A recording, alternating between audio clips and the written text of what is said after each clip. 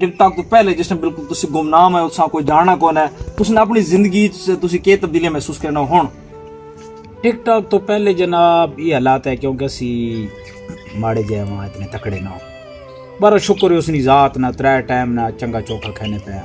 क्योंकि तुसा पता गरीब बंदे ने बहुत सारे मसैल होने। टिकटॉक तो पहले ही हालात है भाई मैं तुसा दसी भाई मैं एक जने को वाल कटवावन गया उस मेरे वाल नहीं कटे वाल नहीं नलाते मैं उस टाइम खबर और कम करे ना उस बंदे मेरे वाल नहीं कटे दुख बड़ा थी है भाई यार वे तो हुण माशाअल्लाह मीडिया तो बाद ही है भाई जिसको वंजो तो कदे नंबर नहीं भी आवे तो झा देना बाउसा जी तुसी बहु क्या बात है। चलो जी वेखो ना अच्छा उस भाई को हुणी तुसी मैनो ने कोई नहीं कदे ना आ गए बिल्कुल भी बिल्कुल उस तो बाद उस बंदे ना यकीन मनो भिरा वैसड़ा असी नाई वाला अल्फाज इस्तेमाल ना करना चाहते लेकिन उसा तकीना नाड़ तो दुख होना अज तक भाई यार एक वो टाइम ही है भाई इस बंदे से वाल ना कटे ते माशाअल्लाह यकीन मन भाई हण त